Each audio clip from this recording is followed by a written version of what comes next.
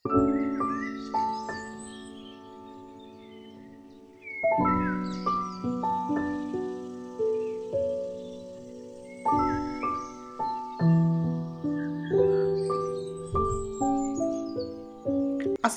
আলাইকুম 3A blog family, কেমন আছেন সবাই? আশা করছি সবাই অনেক ভালো আছেন।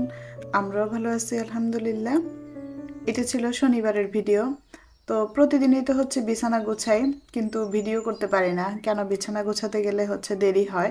ভিডিও ক্যামেরা সেট করো, একবার এদিকে নাও আর একবার ওদিকে ধরো, এইগুলো করতে করতে দেরি হয়ে যায়। তো প্রতিদিন হচ্ছে ঝটপট বিছানা গুছিয়ে আবরারকে নিয়ে বের হয়ে যায় রান্না খাওয়া করে। তো আজকে ভাবলাম যে যেহেতু শনিবার, ওকে নিয়ে বের হতে হবে না, তো তাই একটু রেকর্ড করি। যেহেতু কাজ করছি এখন, কাজ করছি কি তাই দেখাই। আর প্রতিদিন একই রকমের ভিডিও দেখতে আপনাদের ভালো লাগবে না।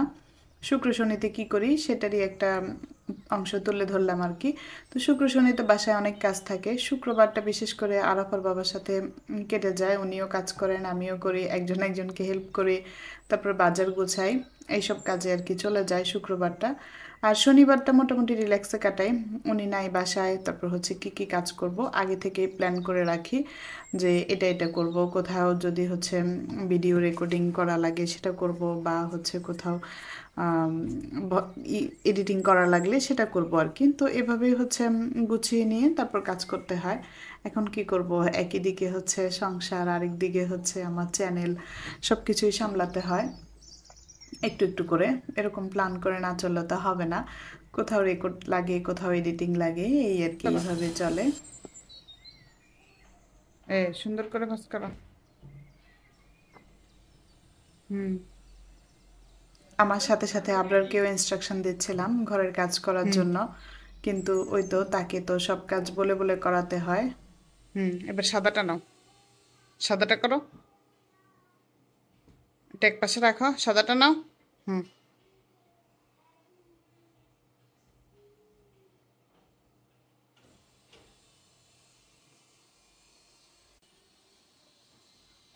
হুম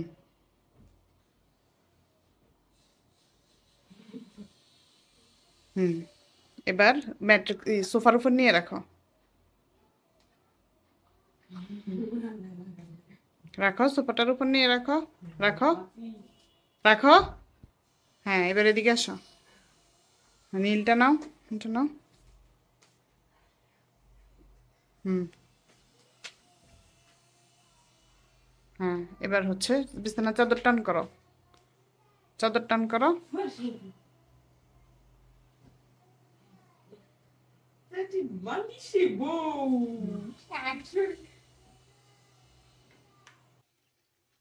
দাও, এবার এটা নাও, ওটার উপরে রাখো সুন্দর করে।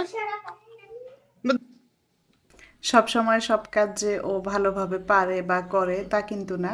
কিছু কিছু কাজ আছে ওকে হচ্ছে পাশে রেখে, কাছে রেখে বলাতে হয়, করাতে হয়, যে আপনারা এটা করো। যেমন এই যে লেপ কম্বল ভাঁজ করা, তারপর ছাদে কাপড় দিয়ে আসো, এটা সেটা টুকিটাকি যতটুকু আসলে ওকে দিয়ে পারি আর কি কাজ করানোর চেষ্টা করি। আবার কখনো দেখা গেছে ওর মুড নেই, কাজ করবে না, তো সেদিন কিছুই করবে না। যেমন এমনটা হয় হচ্ছে বাসায় কোনো গেস্ট আসলে, যেটা দেখেছি আমার খালা এসেছিল, আন্টি আসার পর ওকে যত কাজের ফরমাইশ দিয়েছো একটাও করেনি।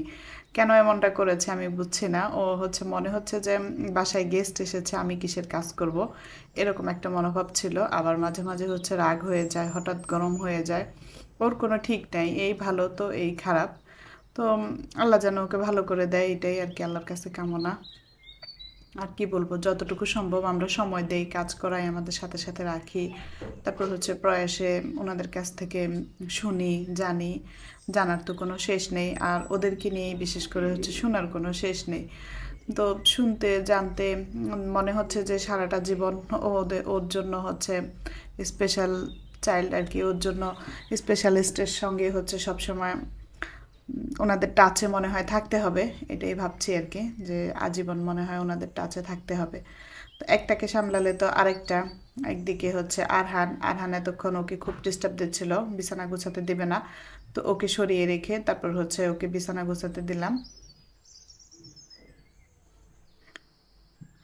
ও আমাকে আজকে বলছে চকলেট দিতে, কিন্তু আমার কাছে আজকে চকলেট নেই, তো ম্যাজিক স্লেটে এঁকে দিচ্ছি আর কি। তো এইখান দিয়ে এঁকে দিচ্ছি, এখান দিয়ে হচ্ছে ও মুছে ফেলছে, আমি ওদিক থেকে হচ্ছে বাটনটা লক করে দিলাম।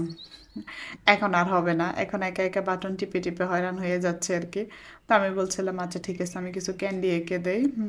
আরাফা দিক থেকে রেকর্ড করে দিচ্ছে আর বলছে আম্মু এগুলো তো মাছ হয়ে গেছে, তুমি কি একাচ্ছ আরহানকে। এই আর কি, বাচ্চাদেরকে ঠান্ডা রাখা খুশি রাখা হচ্ছে জরুরি, একটার পর একটা। ওদেরকে সামলাতে সামলাতে আসলে দিনের বেশ একটা সময় চলে যায়, কাজ করব কি। ওদের এক একটার এক একটা সমস্যা। আরাফা কিছুক্ষণও তো বড় হয়েছে, ওর সাথে আবার আবরারের সাথে মারামারি লেগে যায়, তো মাঝে মাঝে ওটা আবার সামলাতে হয়, তিনজন একসাথে হচ্ছে কান্নাকাটি শুরু করে দেয়, সেটাও সামলাতে হয়। এইভাবে আর কি দিনকাল যাচ্ছে। তো শনিবার শুক্রবার যতটা সম্ভব চেষ্টা করি কাজ গুছিয়ে রাখার জন্য আর কি। আর আবরার কাটাকাটি করে নাই, আজকে বিছানা গুছিয়েছে, কিছু কাটাকাটি করেছে, যেমন এক বাটি টমেটো দেখতে পাচ্ছেন, ওটা সব আবরার কেটে দিয়েছে, গাজরও কেটেছে। আর এই পাশ থেকে আমি হচ্ছে পেয়ারা কেটে দিলাম ওদেরকে, খাক। আর আজকে একটা মজার রান্না করব। মজার রান্না বলতে কি, এটা আমাদের পরিবারের জন্য আর কি মজার রান্না। আমি ইউটিউবে এসেছি গত 2 বছর থেকে। আরাফার বাবা আমাকে প্রায় বলবেন যে তুমি যে মূলা দিয়ে মুরগির মাংস রান্না করো বা গরুর মাংস রান্না করো, এটা খুব মজা লাগে আমার কাছে। তো এই রান্নাটা তুমি কেন ইউটিউবে দাও না?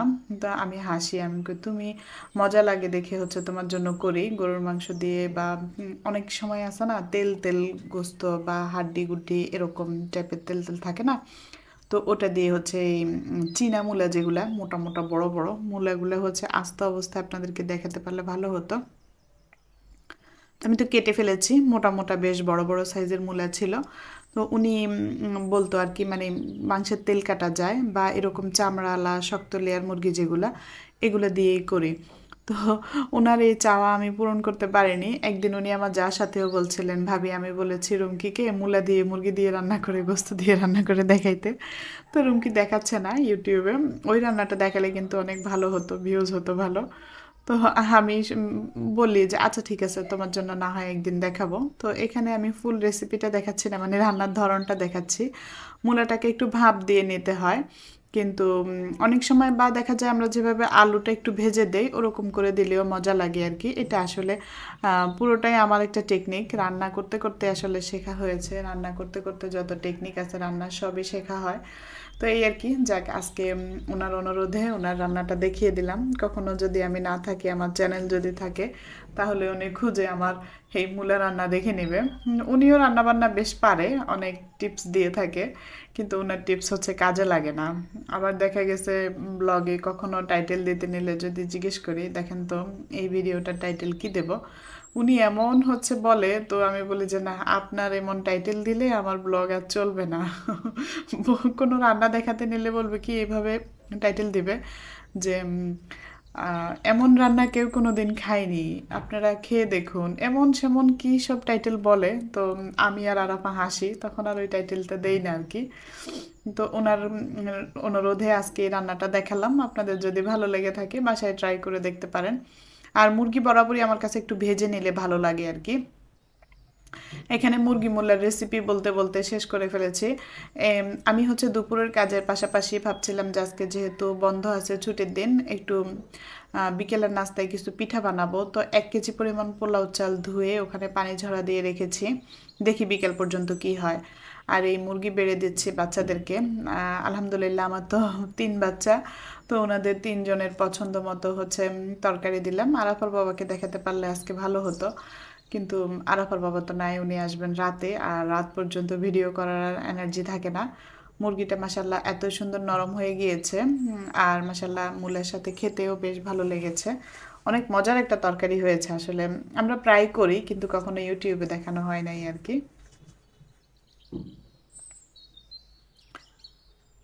এখানে যে বলেছিলাম চালের গুঁড়া ভাঙিয়ে আমি হচ্ছে পিঠা বানাবো, কিন্তু তা আর হয়নি, কারণ এত কাজ করার পরে সারাদিন অলসতামি লাগছিল আর ভালো লাগছিল না।